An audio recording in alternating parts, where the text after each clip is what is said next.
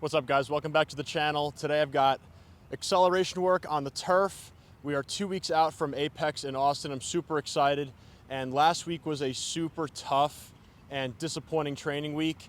It feels like I'm trying to intensify my training because I took a lot of time off around my wedding back in late August. So I'm in like a late transition phase of trying to actually intensify things and pose a bigger stress response to my body. But I'm also trying to actually hit higher speeds and peak. So this has been one of the more challenging times that I've ever had as far as like programming or preparing for an event, something I don't really do anymore. So I'm going to talk to you today about some of the things that I'm doing to switch things up and help myself peak for this event and go from there. So today we've got broad jumps. It's a little wet and slick out. I don't want to dirty up a lot of our med balls. My med ball throw for this event is actually in a really good spot, so I'm more focused on just my speed development here and actually working on my start and getting everything cleaned up in that regard. So I want to focus more on the sprints today. I'm not doing any med ball throws. I had been doing 12-pound throws paired with an 8-pound throw, kind of like a contrast situation there. But today I'm just going to hit some 20-yard sprints and then some 30s. And I'm just going to go until I feel satisfied, aiming for anywhere between 200 and 240 yards of reps today. And I would also like to give a huge thank you to everyone that supports this channel and my Instagram. We hit 20,000 followers yesterday on my Instagram page. It's crazy what this has turned into. I started this in 2020 just as a little hobby to just document my training journey and what I was learning. And here we are. I'm giving services. I have a community. I have a course, and those things are all 20% off today. So my training team, my Pragmatic Principles course is on sale. You don't need a discount code for anything except for the community. The community code is 20K. Okay, so I'm going to put my link tree in the description below. And if you're interested in any of my products, those things are going to be available at a discounted price until 11:59 p.m. tonight, October 13th. That course, the Pragmatic Principles course, is not going to be available again until July of 2026 when I host next year's cohort. So now's the time to jump on that. You'll get access to all the live lectures that I held this past summer of 2025. If you apply the discount code to the community and also if you buy the training team, those subscription programs, the price you buy today and you lock yourself in at, that will be the price for the duration of your subscription. So if you want to save on those things, now is the time to train with me and also learn with me. We've got guest speaker calls in the community. We have discussion forums. We have everything that you could need to develop as a coach and deepen your understanding and get some mentorship. So that was a long intro. With all that being said, I'm going to get warm here and I'll see you when I get to the broad jumps. All right, going to hit these broad jumps real quick. We're just going to do singles. My best so far is 10 feet 11 inches. By far my best broad jump I've ever had has come in this block. And I think for good reason. I've been focusing on horizontal power a lot. I did a ton of resisted sprinting. My focus was the first 20 yards of my 40-yard dash for the last 6 or 7 weeks, because that's where I feel like I've got the most room to grow in my 40. So I've made really good progress in my acceleration and my just horizontal displacement from a dead stop. I'm going to try to beat 10-11 today. I really think I can. We're going to get warm here and just see where we're at.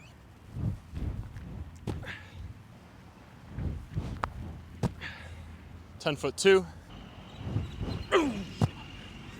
10'7", about 90% effort there. A couple more notes on this community as well. We have a guest speaker talk from Blaine McConnell. It's already uploaded. We have a guest speaker call from Jared Slater of IHT Performance. You might also know that name through Zach Jungles if you're in that space in the triphasic conversation. They're based out of South Carolina, Charleston, South Carolina. They're doing a pretty good job with some neurology concepts that are really striking a lot of people's interest. It's innovative stuff. I don't know what my take is on it yet, but I think that's what sparks good conversation, is letting those people talk, giving them a platform. So I'm really excited to hear what he has to say tonight. I got a phone call with Tanner Kerr later. You guys might also know that name. So we're gonna try to get him on. And I've got a couple other speakers that I can't really mention their names yet, but some big names and some big groups that I'm trying to get on. So great time to join. As for the training team, for those that aren't aware, the structure follows pretty much exactly what I do. So acceleration Monday, heavy lower body. On Tuesday, we have Olympic lifts in there. We have hinging, we have squatting. Wednesday is going to be upper body. Thursday is going to be some kind of steady state conditioning with some movement and also an arm farm, because who doesn't love arms?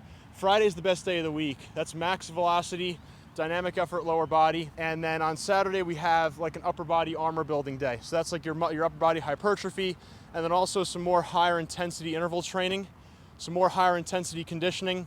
That's gonna push your, zone 3, zone 4 heart rate zones. That's the layout for the training team. It's the best structure that I've been able to find for myself, given my lifestyle. I wanna eventually try like a 10-day split, but my schedule's just so all over the place that I really like what I have right now, and I don't wanna be taken by surprise by something one day and not be able to stay on that routine. So, I don't know, maybe one day I'll try it, but right now that's what the training team's running, and I like it. 10-8. 10-11. Speaking of conditioning, last week I did a pretty intense assault bike bout. I was doing hard for a minute, rest 30 seconds, and I did that for 30 minutes in a row. Got off the bike, I'm wobbly as ever, and I'm stumbling around, I'm, acting clumsy. I cracked my left knee into one of the, parts of the assault bike where you can rest your foot. That was like 2 weeks ago. It feels like my patellar tendon's not attached to anything right now. It is absolutely terrible, but we're fighting through it. Feels like when I had an avulsion fracture back in 2022. I did a broad jump one day, and I landed in like a super deep knee bend, and I literally pulled off the tip of my tibial tuberosity on my left leg. That's what it feels like. I cracked the crap out of it last week. 10-11 again. 10-11 again. Dang. We're gonna rest for a minute. Let me kind of expand on what I'm adjusting right now during this rest period. And all of this revolves around the lifting, I feel like, and adding load to my system in a period where I'm trying to run faster, and a reduction of system load to where I can actually perform. And it just reminds me of this dichotomy in training where you have your express and develop dichotomy. If you want to express your physical potential, you can't be using developmental loads or developmental volumes. And that's just a very simple psychological or philosophical framework that I got from Mladen Jovanovich's book.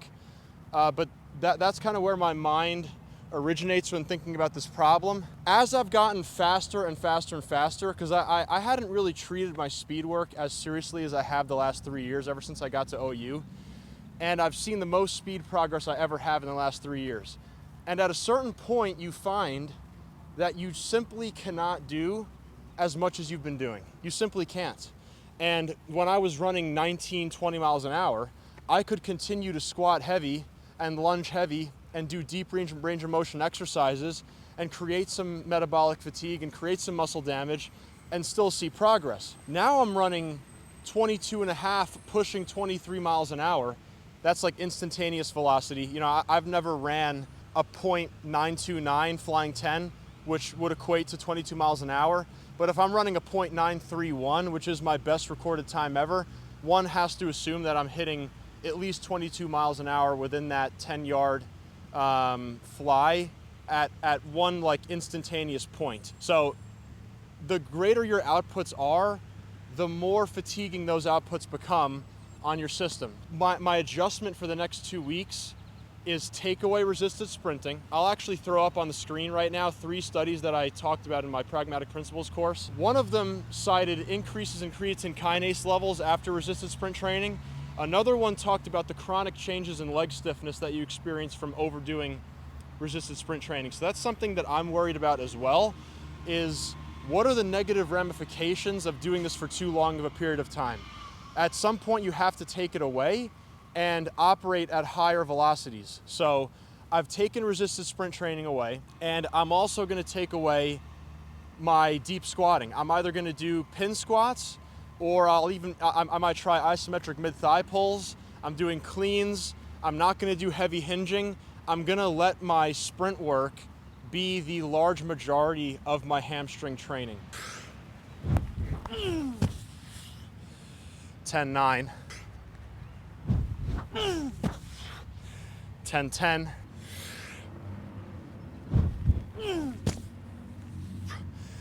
10-9. All right, this rain is starting to come down a lot harder, so I got to get into these accelerations here. I'm going to do some 4-step accelerations and then some 6-step accelerations just to get myself going, and then we'll go right into the 20s and the 30s. But some more on my thoughts with the lifting side of this Apex prep and how I feel like it's affecting everything else that I'm doing.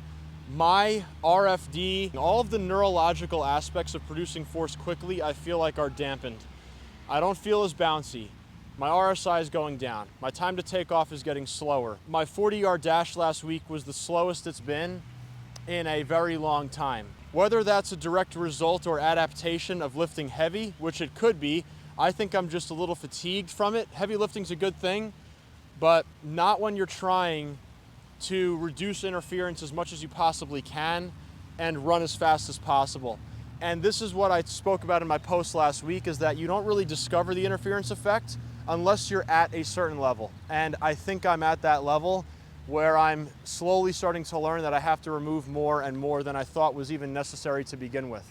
So my focus for the next 2 weeks is to reduce as much as I possibly can the amount of work that I'm doing that involves slow rate of force development, that doesn't focus on that early RFD within 100 milliseconds of a muscle action or a time window in which I'm producing force. I'm going to try to stay in there, do a lot more plyometrics, a lot more ballistics, a lot more jumps. With my strength exercises, I'm going to use isometric mid-thigh pulls, some overcoming isometrics that last very little time in duration, and pair those with plyos and Olympic lifts. So last week I was doing isometric mid-thigh pulls with a power clean. Then at the end of the week I did a split stance overcoming iso paired with a depth hurdle jump. So things like that. And those, when you think about it, are strength exercises. And strength is specific to your task. So it's not like I'm getting weaker, because sometimes I come back to the squatting and the lunging and the heavy lifts and I'm like, man, I've lost strength. But your ground reaction forces haven't really gone down though. It's just your ability to express that strength in that exercise have taken a hit, but it doesn't mean that systemically you're a weaker individual. And I have to continuously remind myself of that because I fall into that trap all the time.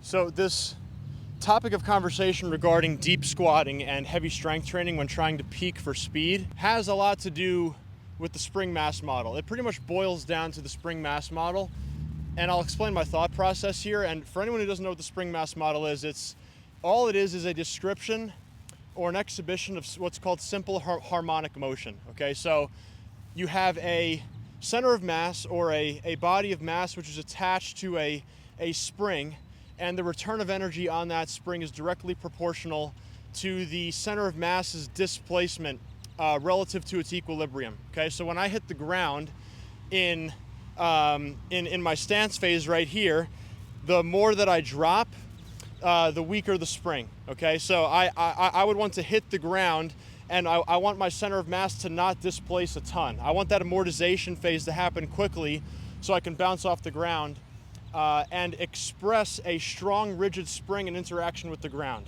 Okay, so what that's predicated on is that you don't have compliant tissues from your calf to your ankle, to your quadricep, to your hips. Okay, so when I think about the exercise selection that I've been using a lot, because I love back squatting, and that's not why I do it all the time. I just feel like it's a great way to develop lower body strength. But when you think about what is happening in a back squat, you are increasing the compliance of your quadricep, you're pushing your knees over your toes, so you're forcing dorsiflexion, and from a rate of force development perspective, it's not specific whatsoever, and it does pose a massive systemic load. How I'm fixing that is doing trap bar deads, the thigh pulls, and just stopping after about 2 to 3 seconds and just focusing on spiking that force as fast as I can, while also expressing maximal motor unit recruitment. Doing more cleans to a power position, doing more plyometrics, and getting away from creating a lot of metabolic damage and metabolic fatigue. Pin squats, box squats. I think tomorrow my main exercise selection is going to be 3 sets of box squats above parallel, and also using the bar transcode or the accelerometer to make sure that I'm staying above a certain threshold that doesn't pose too much of a fatiguing stimulus to my body. So I think I'm going to pick something around 0.7 or 0.75 meters per second to stay above, which is a whole 0.15 to point 0.2 faster than I was using last week. Just relative to that, that's kind of the direction I'm gonna move and just see what that does to my overall freshness and my speed performance. So far, feeling decent today after the rest over the weekend. I got some pretty good sleep over the weekend too, so I think that's another area where I can also improve, of course. But the training it's definitely playing a large part into how I feel, and I don't feel great, so.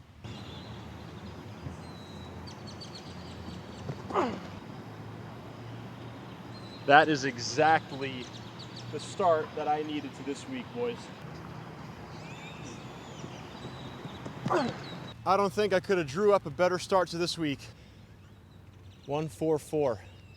0.01 off of my all-time best. I hit a 1.43 a couple weeks ago. I think it was 3 weeks ago. That was also the same day I PR'd my broad jump 10 feet 11 inches. Man, I'm fired up. This is the best start I could have had to this week after questioning every programming decision I made for the last 7 weeks, all weekend long, just hoping for a good day. So we're just gonna ride this out, see how far we can go before fatiguing out.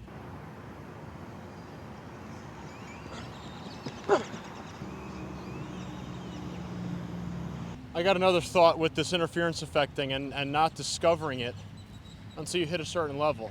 And I think we hear coaches all the time spout things off like lift heavy, run fast, jump high, and like that's the end of it. And I understand the sentiment because a lot of us get lost in granular things, and the basics have continued and will always reign supreme. I shouldn't say always. You never know what's gonna manifest itself down the line. But for now, the basics reign supreme. Ask yourself, like, truly how hard are we working? Because that's another aspect of this. Like, if you're able to make progress across the board, truly assess what's going on and say, how hard are we working? Because if it's not as hard as you can be training, that changes things. So if you're gonna have the conversation with yourself about having to modify things so that you can peak somewhere else, or modify things so that you can, put more eggs in the basket of whatever area you're trying to develop in, you have to first make sure that you're actually doing enough for that to be, even warranted or even a valid question. I think this happens at the high school level. I think this happens at the collegiate level, where coaches get lost in the sauce and they take things away. But at the end of the day, like the training stimulus isn't even it's not even what you want it to be. Excuse me.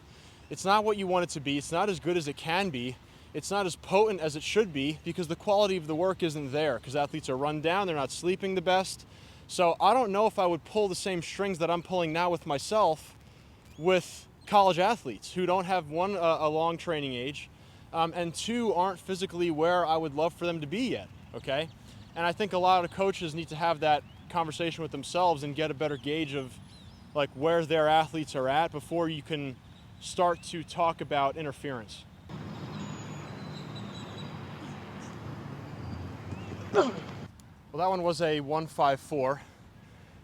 Still felt pretty fast, but stood up a little too soon. So I'm not fatigued out, there's no way. So right now I'm gonna rip 30s, hopefully get 4 to 5 of these, and that'll be the session today.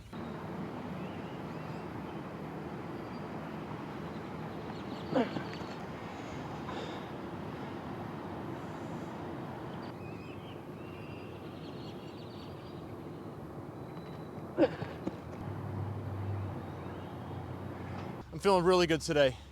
Really, really good. Feels like I'm back from the frickin' dead. But the goal now is just to stay here.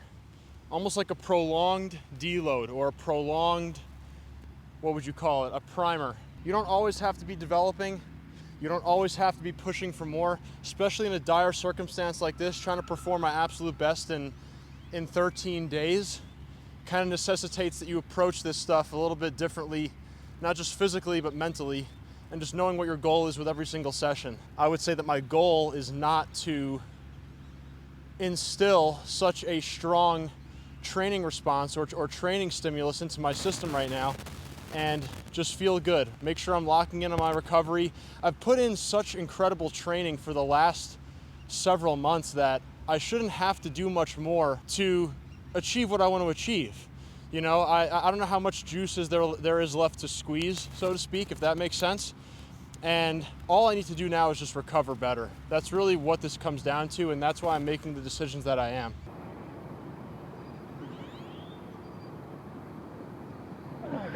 Well, that last sprint didn't read, but that happens. I'm gonna run one more. I'm gonna call it a day. Thank you guys so much for joining. Remember, I got a 20% discount on everything on my Linktree.